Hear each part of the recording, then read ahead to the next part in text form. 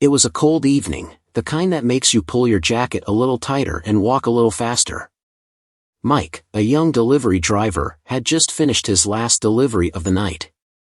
As he drove back to the restaurant, something caught his eye: a scruffy stray dog curled up near the corner of a gas station.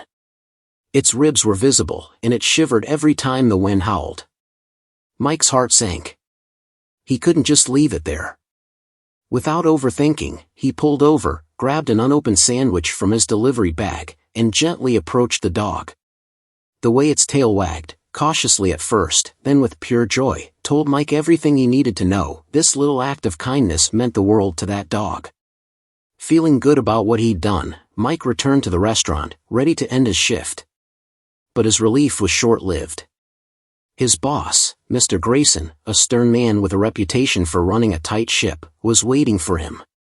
Grayson didn't see compassion, he saw a broken rule. "You gave away company property without permission," he snapped. Mike tried to explain, but his boss wouldn't hear it. "You're fired," Grayson said coldly. Stunned, Mike walked out, wondering how trying to do the right thing had cost him his job. But as he stood in the parking lot, his thoughts racing, something unexpected happened, something that would prove karma always has a way of settling the score. Mike leaned against his car, the cold air biting at his face. He couldn't believe it. Just hours ago, he'd been a hard-working delivery driver, scraping together enough to pay rent, and now, he was jobless because of one kind gesture. His mind raced with a mix of anger and disbelief. How could someone be so heartless? As he stood there replaying the scene in his head, a soft whimper pulled his attention. Looking down, he saw the same stray dog from earlier, its tail wagging hesitantly as it approached him. The sight brought a small smile to Mike's face, despite everything. "You followed me," he whispered, crouching down to pet the dog. It was thinner than he'd realized, and its fur was matted. "You really need someone to look after you, huh?" The dog leaned into his touch, and for a moment, Mike forgot about his problems. But the reality hit hard. He didn't even know how he'd take care of himself, let alone a stray dog. He glanced back toward the restaurant, where the lights were still on.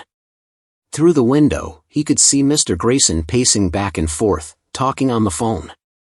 Mike knew there was no point in trying to plead his case again, but something about Grayson's frantic movements seemed off. Was something wrong? He shook the thought away. It wasn't his problem anymore. Deciding to head home, Mike opened his car door, but the dog hesitated, staring at him with those big, hopeful eyes. He sighed. "All right, come on, buddy. Just for tonight." The dog hopped in, settling on the passenger seat like it had been there all along. As he started the car, a thought crept into his mind: maybe losing his job wasn't the worst thing. Maybe this was a chance to start fresh. But just as he pulled out of the parking lot, he noticed flashing blue and red lights in his rearview mirror. A police car sped past him and screeched to a stop in front of the restaurant. Mike's stomach dropped. Something was definitely wrong, and for reasons he couldn't explain, he felt like he wasn't done with that place just yet. Mike parked a few blocks away, unable to shake the feeling that something bigger was unfolding. He wasn't sure why he cared, especially after how Mr. Grayson had treated him, but curiosity got the better of him. The stray dog sat quietly in the passenger seat, its head tilted as if it sensed Mike's unease. "Stay here, okay?" he whispered, giving the dog a pat before stepping out into the cold night. From his vantage point, Mike could see the police officers speaking with Mr. Grayson, whose usual stern demeanor had been replaced by visible frustration. Two other officers were shining flashlights around the restaurant's parking lot, as if looking for something, or someone. Mike's mind raced. Had something happened after he left?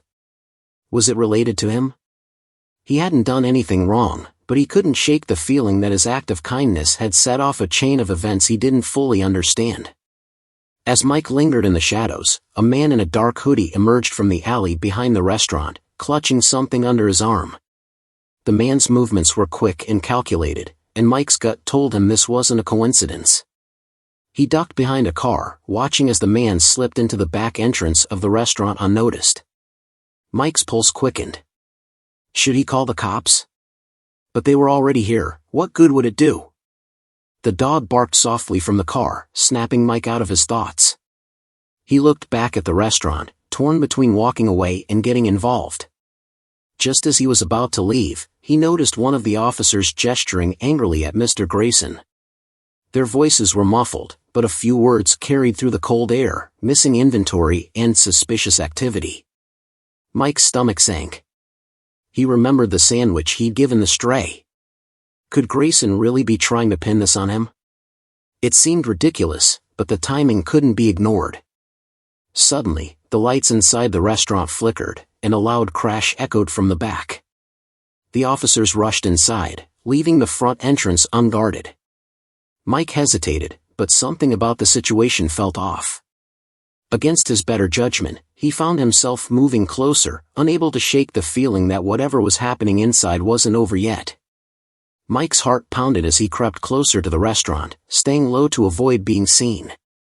The stray dog, refusing to be left behind, had quietly followed him, sticking close to his side. The air felt heavy, charged with an intensity that made every sound, his footsteps, the distant hum of traffic, seem deafening. He reached the edge of the parking lot and crouched behind a dumpster, peering through the glass windows. Inside, the officers moved cautiously, their hands hovering near their holsters. Broken glass littered the floor, and one of the shelves behind the counter had toppled over. Mr. Grayson stood near the register, his face pale as he gestured frantically toward the back door. It was clear now that something, or someone, was in the building. The tension inside mirrored the unease swirling in Mike's gut. A sudden thud came from the kitchen, followed by the sound of metal clattering. The officers shouted commands, their voices echoing through the quiet night, but there was no response. Mike shifted his position, trying to get a better view. His eyes darted to the alley where he'd seen the man in the hoodie earlier. The door he'd entered was now ajar, swinging slightly in the wind. Mike's suspicion deepened. Whoever had slipped in earlier was still inside, and it wasn't hard to guess they were tied to whatever was unfolding. The dog let out a low growl, its ears pinned back. Mike gently placed a hand on its head, trying to calm it, though he could feel his own nerves unraveling. He glanced around the dark parking lot, his instincts screaming at him to leave, but his feet wouldn't move.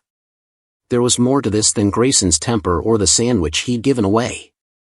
Something bigger was happening, and Mike couldn't shake the feeling that his firing wasn't just bad timing, it was part of the chaos unfolding before him. Inside, one of the officers called out, "We've got footprints. They lead to the freezer." The room seemed to freeze in time.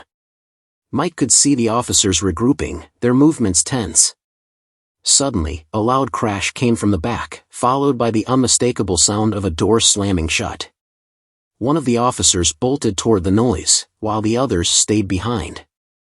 Mike swallowed hard, his breath visible in the cold air. He had no idea what was waiting inside, but something told him the night's biggest revelation was just moments away. Mike pressed himself against the cold brick wall, trying to make sense of the chaos unfolding.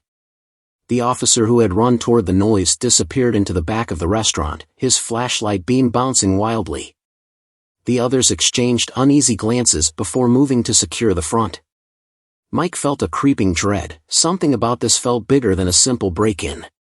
From his hiding spot, Mike noticed movement inside the freezer. The door, slightly ajar, shuddered as though something, or someone, was trying to push it open. His heart raced as he considered his options. Should he stay put or alert the officers? Before he could decide, the stray dog suddenly broke away, running toward the restaurant's open entrance. "No, wait!" Mike hissed under his breath, but the dog was already gone. He watched in horror as it slipped through the door, unnoticed by the distracted officers. Inside, a loud crash erupted from the freezer, followed by a blood-curdling yell. The officers scrambled toward the noise, their voices overlapping as they shouted commands. Mike's stomach churned. What was in that freezer? And why did it feel like things were spiraling out of control? As he hesitated, the man in the hoodie reappeared, slipping out the back door in a sprint. This time, Mike didn't think, he chased after him. The man was fast, weaving through the alleyways with practiced ease. Mike pushed himself to keep up, his breath fogging the night air. He didn't know what he was hoping to achieve, he just knew this man was part of the chaos. The chase ended abruptly when the man turned a corner and collided with a stack of wooden crates, sending him sprawling.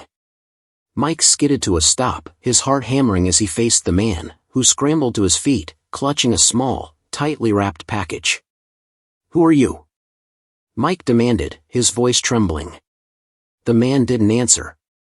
Instead, he bolted again, but not before dropping the package in his haste. Mike picked it up, its weight heavier than he'd expected. Unwrapping it quickly, he froze. Inside was a stack of cash and a small, handwritten note. The message was brief but chilling, delivery complete. No loose ends. Mike's pulse quickened as he realized this was no ordinary robbery. Whatever he'd stumbled into was dangerous, and now he wasn't sure if he'd just become part of the problem, or the next target. Mike's hands trembled as he stared at the note, the words sinking in. No loose ends. What had he walked into? Before he could process it further, the sound of heavy footsteps echoed down the alley. He stuffed the cash and note into his pocket and ducked behind a dumpster just as two figures emerged from the shadows. They were dressed in dark clothing, their voices low but urgent. "Did he drop it?" one of them asked. "Yeah, but we'll find him." "He can't have gone far," the other replied, scanning the alley with sharp eyes. Mike held his breath, his heart pounding so loudly he was sure they'd hear it. As the men moved past, he realized he had no choice but to act. Whatever was happening here, it wasn't just about him anymore. The dog was still inside the restaurant, and those officers were walking into a trap they didn't even know existed. Steeling himself, Mike slipped out of the alley and ran back toward the restaurant. As he reached the parking lot, he saw the officers struggling to force open the freezer door, which had somehow been jammed shut. Mr. Grayson stood nearby, pale and shaking, shouting incoherently about inventory and stolen goods. Mike rushed forward, calling out, "Stop! There's something else going on here." The officers turned, startled by his sudden appearance, but before anyone could respond, the freezer door burst open. Out stumbled the officer who had gone in earlier, coughing and clutching a duffel bag. He dropped it on the floor, and its contents spilled out, more cash, small packages like the one Mike had found, and something that made everyone freeze, a handgun. Mr. Grayson's face went white as the pieces clicked into place. This wasn't just a robbery. Grayson had been running something illegal out of the restaurant, and the freezer was his stash. But before anyone could react, the stray dog trotted out from behind the counter, carrying a piece of fabric in its mouth. It dropped the torn hoodie sleeve at the officer's feet, and they instantly recognized it as belonging to the man Mike had chased. The officers moved quickly, placing Mr. Grayson in cuffs as he sputtered excuses. One of them turned to Mike, their expression softening. "Looks like you just uncovered something big," they said. As the chaos settled, Mike looked down at the dog, who wagged its tail like it had just saved the day. He smiled, realizing that losing his job had been the best thing to happen to him. What started as an act of kindness had uncovered a crime, and given him a new companion he never knew he needed. As the officers escorted Mr. Grayson to the squad car, his head hung low, Mike felt a strange mix of emotions, relief, disbelief, and a lingering unease about how close he'd come to being dragged into something so dangerous. The restaurant parking lot was still buzzing with activity, but for Mike, the chaos seemed to quiet as he knelt beside the stray dog. "You really are something, you know that," he said with a smile, scratching behind its ears. The dog leaned into him, its tail wagging steadily, as if it understood. One of the officers approached Mike, holding the duffel bag. "You've got guts, stepping in like that," she said. "Most people would have just walked away." She hesitated, then added, "That dog might have been the real hero, though. Without the evidence it brought, this could have been a lot harder to piece together." Mike chuckled softly, looking at the dog. "Guess we make a good team." The officer explained that Mr. Grayson had been under suspicion for a while, but they hadn't been able to gather enough proof until now. The operation running out of the restaurant involved stolen goods and illegal trafficking, and Grayson had been using his delivery business as a cover. Mike's firing hadn't been about the sandwich, it was Grayson's way of trying to keep him from getting too close to the truth. Mike nodded, feeling a strange sense of vindication. Losing his job wasn't just unfair, it had been calculated. With the commotion winding down, Mike decided it was time to leave. He opened the car door and motioned for the dog to hop in, which it did without hesitation. As they drove home, Mike couldn't help but reflect on how one small act of kindness had led to all this. He glanced at the dog sitting proudly in the passenger seat and said, "I think you just earned yourself a home." By the time they pulled into Mike's driveway, the weight of the night had started to lift. He carried the dog inside, already planning to pick up some food and supplies the next day. As he sat on the couch, the dog curled up beside him, its head resting on his lap. Mike smiled, realizing how much his life had changed in just a few hours. What started as a simple gesture of compassion had turned into something far greater, a second chance, not just for the stray dog but for himself.